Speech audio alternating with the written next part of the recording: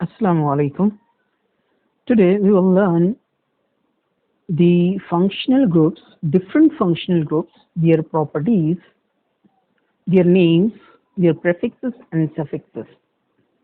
यहाँ पर इस लेक्चर में हम फंक्शनल ग्रुप, उनकी जो प्रायोरिटी लिस्ट होती है उसको लर्न करेंगे, उसका फॉर्मूला कैसे बनता है, उसमें फंक्शनल ग्रुप कौन सा होता है और उसके प्रेफिक्स और सफिक्स क्या होते हैं और वो प्रेफिक्स और सफिक्स कब यूज होते हैं। ये बहुत ही इम्पोर्टेंट लेक्चर है। It is very very important lecture. So कोई भी इसको मिस ना करे, सभी इसको अच्छे से देखें और ये सारे फंक्शनल ग्रुप्स आपको लर्न करना है। ओके, तो हम ये प्रायोरिटी लिस्ट से जा रहे हैं। तो यहाँ पर प्रायोरिटी लिस्ट में आप देखेंगे, यहाँ कार्बोक्सिलिक एसिड जो है इसको प्रायोरिटी नंबर 1 दिया गया है और ये जो प्रायोरिटी है, ये जो लिस्ट है, ये सीक्वेंस में ही आपको लर्न करना है। एनसीईआरटी और बोर्ड के टेक्स्ट बुक में जो फंक्शनल ग्रुप का टेबल दिया गया है वो प्रायोरिटी लिस्ट में नहीं है, वो ऑर्डर में नहीं है, वो सिर्फ आपको आइडेंटिफिकेशन और टीचिंग के लिए दिया गया है। इसलिए आप इसको इसी प्रायोरिटी में लर्न करें जैसे मैं यहाँ पर बता रहा हूँ। ठीक है, तो यहाँ पर हम शुरू करते हैं इसको। तो देखिए, पहले यहाँ पर देखिए नेम एंड फॉर्मूला दिया गया है। तो फॉर्मूला जो है यहाँ पर बॉन्ड लाइन में है कुछ और कुछ एलिमेंट्स को शो किया है, तो कंफ्यूजन होता है, इसलिए मैं उसको यहाँ पर क्लियर कर देता हूँ ताकि आपको इजीली वो समझ में आए। ठीक है, चलिए यहाँ पर पहला जो दिया है RCOOH यानी कार्बोक्सिलिक एसिड, उसको हम ऐसे भी शो कर सकते हैं RCOOH। ये होता है C डबल बॉन्ड O जो यहाँ पर मिडिल में दिया हुआ है। ठीक है, तो RCOOH कार्बोक्सिलिक एसिड है, इसका कोई प्रेफिक्स नहीं होता। इनके प्रेफिक्स क्यों नहीं होते ये हम बाद में देखेंगे। और यहाँ पर एक बात आप देखिए कि जो नेम्स होते हैं ऑर्गेनिक कंपाउंड के नेम, उसका जो फर्स्ट पार्ट होता है उसको प्रेफिक्स कहते हैं। मिडिल में जो आता है वो रूट वर्ड होता है जो कि कार्बन नंबर से बनता है, जो हमने पढ़ा है मिथ, इथ, प्रोप, ब्यूट। और जो लास्ट पार्ट होता है उसे सफिक्स कहते हैं। ओके, तो इनका सफिक्स कब यूज होगा, प्रेफिक्स कब यूज होगा, ये भी हम इंशाल्लाह देखेंगे। तो पहला है कार्बोक्सिलिक एसिड और इसी सीक्वेंस में आपको लर्न करना है। प्रेफिक्स और सफिक्स अगर अभी आपको लर्न नहीं होते हैं तो ये जब जब इससे रिलेटेड जो चैप्टर स्टार्ट होगा उसमें आपको प्रैक्टिस हो जाएंगी। अभी इंपॉर्टेंट है फंक्शनल ग्रुप का नेम, उनका ग्रुप और फॉर्मूला आपको याद होना चाहिए। तो RCOOH ये कार्बोक्सिलिक एसिड है जिसमें फंक्शनल ग्रुप होता है COOH। मैं इसको यहाँ पर बाद में बॉक्स बना दूंगा कि कौन सा फंक्शनल ग्रुप है। फिर देखिए यहाँ पर R1S डबल बॉन्ड OOH इस तरह लिखा हुआ है, ये सल्फोनिक ग्रुप है। इसका बहुत कम एग्जाम्पल आपको लिया है रिएक्शंस में। SO3H, RSO3H, तो ये सल्फोनिक एसिड है, इसमें ग्रुप SO3H है। उसके बाद है अनहाइड्राइड जिसको हम पहले देख चुके थे, RCO, OCO एंड R। तो यहाँ पर ये अनहाइड्राइड हो गया, इसमें फंक्शनल ग्रुप COOCO होता है। ठीक है, उसके बाद है ईस्टर, RCOOR, इसमें 2 R यानी 2 अल्काइल ग्रुप होते हैं। ठीक है, ओके, तो यहाँ पर R1 R2 ऐसे दिया है, सेम भी हो सकते हैं, डिफरेंट भी हो सकते हैं। वैसे यहाँ पर भी R1 R2 दिया है, सेम भी हो सकते हैं, डिफरेंट भी हो सकते हैं। उसके बाद है acid halide, RCOX, X fluoro chloro bromo, कोई भी हो सकता है। X means fluoro chloro bromo आइडो, इसमें से कोई भी आ सकता है। इनको एसिड हैलाइड बोलते हैं क्योंकि एसिड होता है RCOO, तो उसी से डिराइव हुआ है RCOX। Okay, now see the functional groups. यहाँ पर कार्बोक्सिलिक एसिड में COOH फंक्शनल ग्रुप है, सल्फोनिक एसिड में SO3H है, यहाँ पर COOCO फंक्शनल ग्रुप है, ईस्टर में COO फंक्शनल ग्रुप है और यहाँ पर COX फंक्शनल ग्रुप है। ओके, ये फंक्शनल ग्रुप्स आपको लर्न करना है। तो अभी यहाँ पर 1 2 3 4 देखा आपने, carboxylic acid, sulphonic acid, anhydride, Easter, acid halide. यहाँ जो एग्जाम्पल दिए थोड़े कंफ्यूजिंग होते हैं, तो मैं आपको सिंपल वे में यहाँ एग्जाम्पल्स लिख कर बताता हूँ, ठीक है। ओके, तो अभी आपको यहाँ पर नेम, फंक्शनल ग्रुप, फॉर्मूला और सफिक्स लर्न करना है। प्रीफिक्स जब जब आएगा वो आपको लर्न होते जाएगा। ओके, ठीक है। तो अब यहाँ पर हम देखते हैं पहला CH3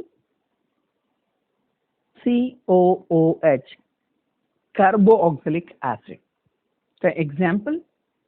एसिटिक एसिड इसका कॉमन नेम है, लेकिन यहाँ पर 2 कार्बन है इसलिए इनको क्या कहा जाता है, एथ। 2 कार्बन है इसलिए। अब यहाँ सफिक्स आपको यूज करना है कि इथेन का ई रिप्लेस हुआ है, इथेन का ई चला गया है और यहाँ पर उसकी जगह पर यहाँ आ गया है ओइक एसिड। ये जो आपको दिख रहा है ये इसका सफिक्स लग जाएगा, ओइक एसिड। मतलब जैसे ही रूट वर्ड तो आपको लर्न हो गए, मिथ, इथ, प्रोप, जितने कार्बन दिखे उतना आप लिख दीजिए यहाँ पर अल्केन के जैसे। सिर्फ ई वहां से हटा देना है और ई की जगह पर सफिक्स कौन आ जाएगा, oic acid. One more example, CH3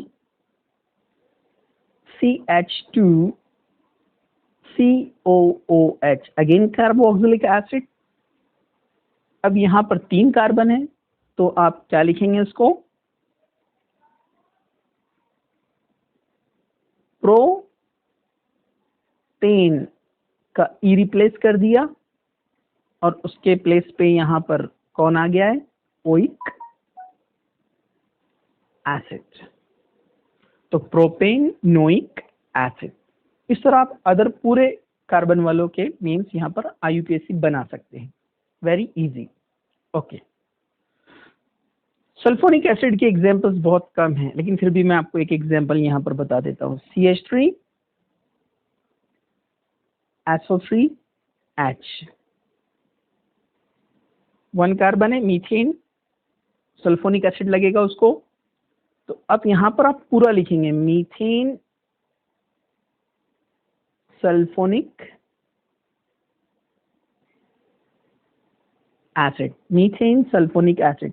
यहाँ रिप्लेस नहीं किया हमने, ई देखिए ऊपर रिप्लेस किया था। क्यों? क्योंकि ओइक एसिड का जो ओ है वो वॉवेल है, और जब भी वॉवेल आता है तो आपको याद रखना है कि वॉवेल जब भी आएगा तो आप रिप्लेस करेंगे AEIOU को, सॉरी AEIOU, यानी वॉवेल जब भी आएगा तो आप यहाँ के ई को रिप्लेस कर देंगे, यानी ई को हटा देंगे। लेकिन सल्फोनिक एसिड का जो एस है वो वॉवेल नहीं है, तो ई को हम रिप्लेस नहीं करेंगे, एज इट इज रहने देंगे। ओके, नेक्स्ट अनहाइड्राइड के लिए एग्जांपल देखते हैं हम। CH3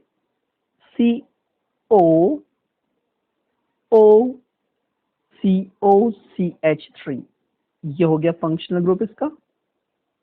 अब यहाँ पर 2 ग्रुप है, इधर एक ग्रुप है, इधर एक ग्रुप है, लेकिन इसको एक ही कंसिडर किया जाता है। मतलब यहाँ 4 कार्बन नहीं बोलेंगे आप, ओनली 1 साइड का यहाँ काउंट करेंगे कि 2 कार्बन है, और 2 कार्बन के लिए मैंने अभी बताया क्या होता है, इथेन।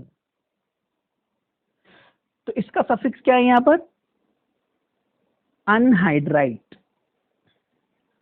लेकिन ये एसिड से डिराइव होता है, इसलिए एसिड का OIC भी यहाँ पर यूज होता है, इथेनोइक।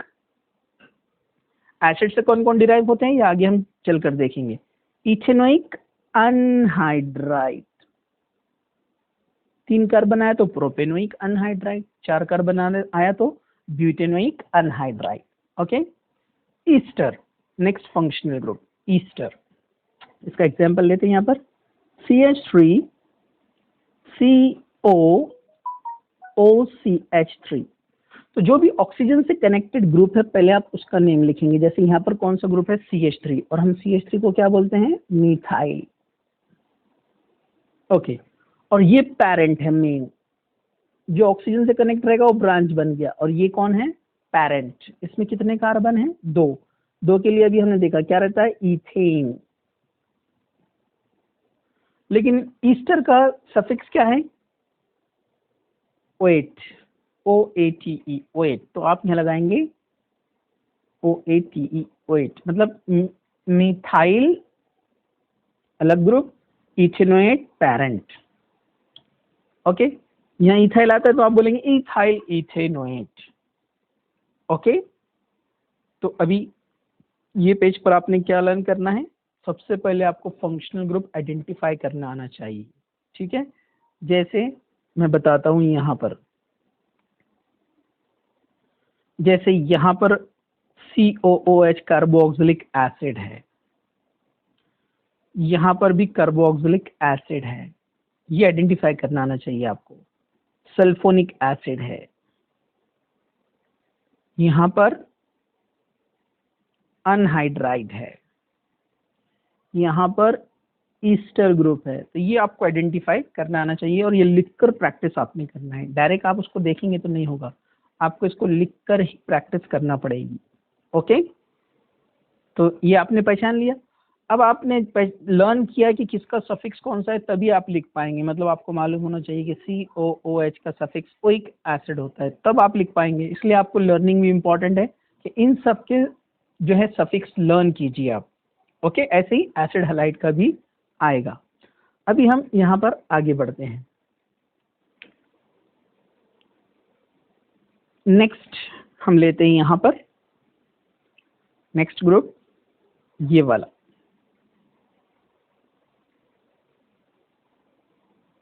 अमाइड।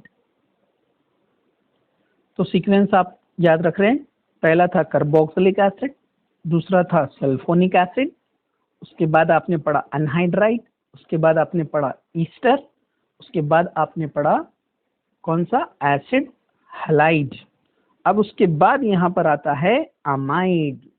तो अमाइड यहाँ पर जो होता है अमाइड, उसको हम लिखते हैं ऐसे,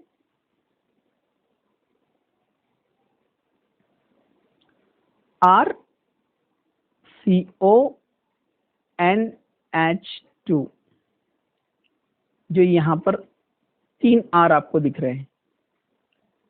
ओके, एक्चुअली जो अमाइड ग्रुप होता है वो होता है CON, this is called amide group. Nitrogen की वैलेंसी 3 है, इसलिए यहाँ पर 3 बॉन्ड बताना पड़ेंगे, और यहाँ पर ये एक ऐसे कार्बन के 4 बॉन्ड। तो ये एक्चुअली अमाइड ग्रुप है। तो यहाँ पर जो R2 R3 दिया है, हम अभी इसको डिस्कस नहीं करते, इसको हम बाद में देखेंगे, अमाइंस पूरा होने के बाद में।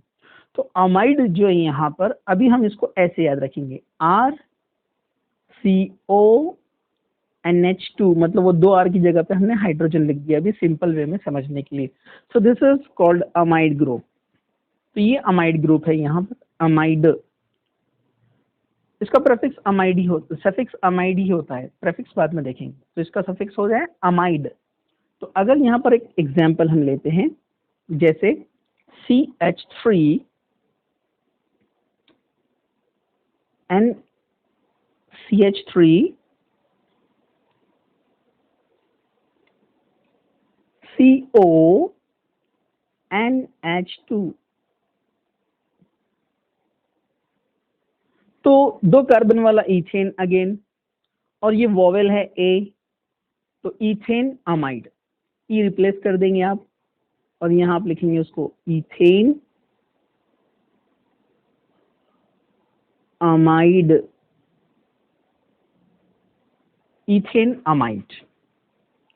2 कार्बन और 1 कार्बन और बढ़ाते हैं आप, यहाँ पर CH3 CH2, C डबल बॉन्डों को शॉर्ट में आप CO भी लिख सकते हैं, CONH2। तो अब यहाँ पर 3 कार्बन हो गए, अब इसको आप नेम कैसे बताएंगे? प्रोपेन अमाइड, 3 के लिए प्रोपेन, और उसको लगा दिया अमाइड, प्रोपेन अमाइड। ओके, वैसे नेक्स्ट दिया है नाइट्राइल। तो यहाँ ये जो C triple bond N group है, जिसको शॉर्ट में ओनली CN भी लिखते हैं, इसको साइनाइड भी कहते हैं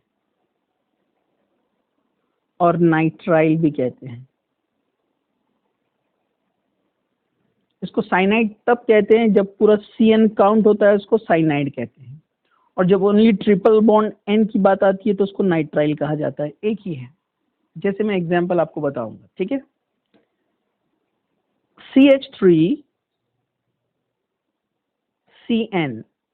तो जब मैं कहूंगा साइनो, तो एक कार्बन वाला कौन होता है? मीथेन। तो क्या कहेंगे इसको हम? साइनोमीथेन। लेकिन इसी को मुझे नाइट्राइल नेम देना है सेम, तो मैं इसको कैसे कहूंगा? जब हम नाइट्राइल कहेंगे मतलब हम सिर्फ नाइट्रोजन को काउंट कर रहे हैं। तो 2 कार्बन वाला अल्केन कौन होता है? ईथेन। अब इसमें आप हाइड्रोजन मत देखिए कि ईथेन में तो हाइड्रोजन 5-6 होते हैं, यहाँ पर 3 ही दिख रहे हैं, वो नहीं देखना है, सिर्फ पेरेंट, उसका पेरेंट लिया जाता है कि 2 कार्बन मतलब ईथेन, उससे डिराइव हुआ है, उससे बना है वो, ठीक है। तो जब मैं नाइट्राइल बोलूंगा मतलब नाइट्रोजन को काउंट कर रहे हैं, तो इसी का नेम क्या बन जाता है? Ethane nitrile. अब मैंने ईथेन लिखा, 2 कार्बन हम काउंट कर रहे हैं, ईथेन नाइट्राइल। क्यों? क्योंकि हमने ओनली नाइट्राइल कहा, मतलब नाइट्रोजन को हम कॉल कर रहे हैं, तो बाकी बचे 2 कार्बन, इसलिए ईथेन नाइट्राइल। लेकिन जब मैं साइनो कहता हूँ, साइनो मतलब मैं ये कार्बन को इसमें इंक्लूड कर रहा हूँ, तब उसको हम कहते हैं साइनो, और 1 कार्बन बच जाता है, इसलिए बोलते हैं मीथेन। तो दोनों नेम सेम है। एक एग्जांपल और लेता हूँ, आपको और समझ में आ जाएगा। CH3CH2CN। जब मैं इसको CN काउंट करूंगा तो क्या कहूंगा? साइनो, और 2 कार्बन वाला क्या होता है? ईथेन। Cyano ethane. लेकिन जब मैं इसको नाइट्राइल काउंट करूंगा तो यहाँ 3 कार्बन वाला अल्केन बन जाएगा, यानी हम उसको बोलेंगे प्रोपेन नाइट्राइल। ओके, आगे बढ़ते हैं। तो एक बार रिवाइज करते हैं हम। कार्बोक्सिलिक एसिड, सल्फोनिक एसिड, उसके बाद कौन था? एनहाइड्राइट, उसके बाद कौन था?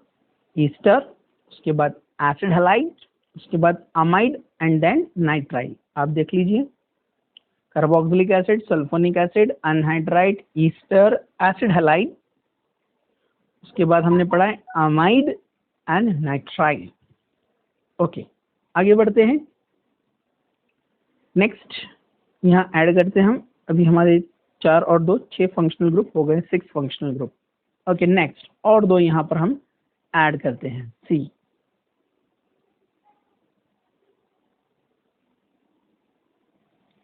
Aldehyde and ketone. ये बहुत यूजफुल, बहुत ज्यादा आएगा आपको ये, ठीक है।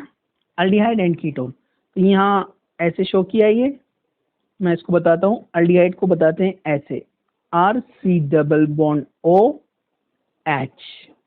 और शॉर्ट में RCHO। This is aldehydic group. Ketone को कैसे बताएंगे? ये हो गया अल्डिहाइड, कीटोन को बताते हैं ऐसे, RCOR। This is ketonic functional group, CO, short में RCOR, कीटोन्स। ओके, बहुत सारे नेचुरल फूड में ये होते हैं। कार्बोक्सिलिक एसिड्स भी बहुत सारे होते हैं नेचुरली, वो अब मैं आपको बाद में डिस्कस करेंगे। अभी ये अल्डिहाइड, जैसे सिनेमोन जो होता है, सिनेमन अल्डिहाइड, दालचीनी, ये सिनेमोन अल्डिहाइड। ओके, वैसे कीटोन्स भी बहुत सारे फ्लेवरिंग एजेंट्स में यूज होते हैं। ओके, मतलब डे टू डे लाइफ में बहुत सारे ऑर्गेनिक कंपाउंड्स हम यूज करते हैं। तो अल्डिहाइड में यहाँ पर एक एग्जाम्पल मैं आपको लेकर बताता हूँ। CH3CHO, तो CHO आपको दिखा, मतलब आपने पहचान लिया कि वो अल्डिहाइड ग्रुप है। 2 कार्बन, इसलिए आप क्या कहेंगे इसको? ईथेन। इसका सफिक्स बहुत आसान है, Al, तो आप लिख देंगे Al, इथेनल हो गया है। बहुत आसान है ये। आपने 3 कार्बन वाला अल्डिहाइड लिया, तो सबसे पहले आप फंक्शनल ग्रुप देखेंगे CHO, तो ये CHO है यहाँ पर फंक्शनल ग्रुप। तो इजिली यहाँ पर हम बता सकते हैं 3 कार्बन मतलब प्रोपेन, और उसको लगा दिया Al, तो वो बन गया प्रोपेनल। ओके, वैसे कीटोन के लिए थोड़ा डिफरेंट है यहाँ पर। CH3CO, इसके दोनों साइड मिनिमम कार्बन चाहिए, इसलिए 2 मिथाइल ग्रुप मिनिमम आएंगे यहाँ पर। इसलिए मिनिमम कीटोन जो बनता है 3 कार्बन का बनता है, ये 1 और ये 2 ग्रुप और बीच का 1 कार्बन। इसका सफिक्स है ONE, अब यहाँ कार्बन कितने, 3, तो आप इसको क्या कहेंगे, प्रोपेन, और उसको लगा देंगे ONE। यहाँ सफिक्स था AL, यहाँ इसका सफिक्स है ONE। तो जहाँ आपको कीटोनिक ग्रुप मिलेगा CO, तो आप समझ जाएंगे वो कीटोन है, उसको ONE लगा देंगे। जहाँ आपको CHO ग्रुप मिलेगा, आप समझ जाएंगे वो अल्डिहाइड है, उसको आप AL लगा देंगे। ओके, जैसे मैं एक एग्जांपल और लेता हूँ, CH3 CO CH2 CH3, 4 carbon है, कीटोनिक ग्रुप है। 4 कार्बन के लिए क्या कहते हैं हम, ब्यूटेन। तो ये क्या बन जाएगा, ब्यूटेनोन, सफिक्स ONE, इससे पहचाना आपने। ओके, तो फंक्शनल ग्रुप एक्चुअली क्या होते हैं कि पूरी केमिकल प्रॉपर्टी उसके ऊपर डिपेंड होती है। फंक्शनल ग्रुप क्या होते हैं, एटम और group of atom which decides the reactivity of a compound. कोई भी कंपाउंड का रिएक्टिविटी उस पर होता है, उसकी स्पेसिफिक प्रॉपर्टी होती है, उसका एक स्पेशल कैरेक्टर होता है। जैसे अल्कोहल OH, ठीक है, ये स्पेसिफिक ग्रुप है। वैसे कीटोन एक स्पेसिफिक ग्रुप है, अल्डिहाइड एक स्पेसिफिक ग्रुप है। तो ये सारे आपको लर्न करना है, इनके एप्लीकेशन, इनकी यूज हम आगे देखेंगे। ओके, चलिए आगे बढ़ते हैं। नेक्स्ट ऐड करते हैं यहाँ पर,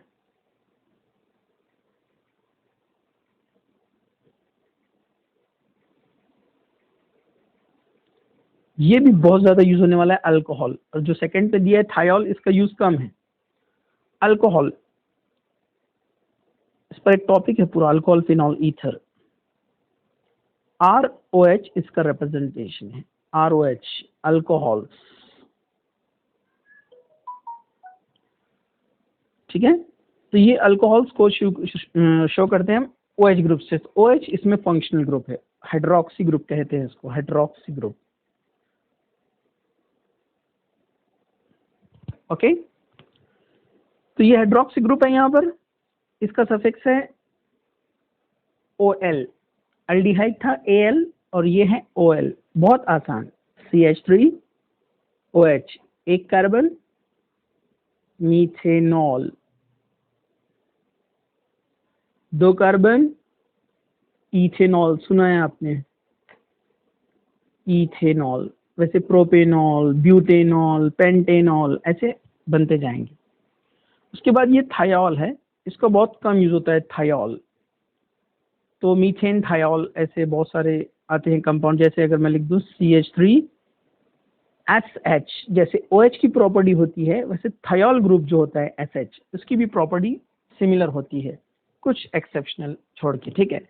तो मीथेन ग्रुप है, तो मीथेन थायोल, ये अल्फाबेट वॉवेल नहीं है इसलिए ई लिखेंगे यहाँ पर, मीथेन थायोल। वैसे 2 कार्बन वाला लेंगे आप तो ethane thiol, ethane thiol. Okay, तो उसके आगे देखिए एग्जांपल्स दिए कहाँ कहाँ यूज होता है, तो वो अभी हम नहीं देखते हैं, अभी हम बेसिक में जा रहे हैं एकदम। ओके, नेक्स्ट हम आगे बढ़ते हैं।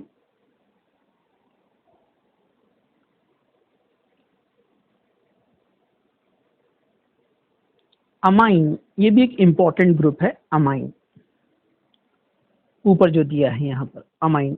अमाइंस को शो करते हैं RNH2, जिसमें एक अल्काइल ग्रुप होता है, इसको प्राइमरी अमाइन कहा जाता है। और जहाँ 2 होते हैं, एक हाइड्रोजन निकाल कर एक और एक R लगा देंगे। R मतलब ये अल्काइल ग्रुप है, जो लिखते हैं ना मिथाइल इथाइल, वो तो उसको सेकेंडरी अमाइन कहते हैं। और जो 3 अल्काइल ग्रुप होते हैं, यानी पूरे हाइड्रोजन चले जाएंगे, उसको टर्शरी अमाइन कहते हैं। तो अभी हम डिटेल में नहीं जाएंगे, हम सिर्फ प्राइमरी का एग्जाम्पल देखेंगे। ओके, तो जैसे अगर मैं लिखता हूँ यहाँ पर CH3NH2, so this is amino group. जैसे OH हाइड्रोक्सी था, ये अमाइनो ग्रुप है। और कार्बन यहाँ पर एक है, तो हम इसको कहेंगे मीथेन अमाइन। ये रिप्लेस हो गया क्योंकि वॉवेल है A, मीथेन अमाइन, ये इसका सफिक्स। कैसे पहचाना आपने अमाइन, NH2 देखकर।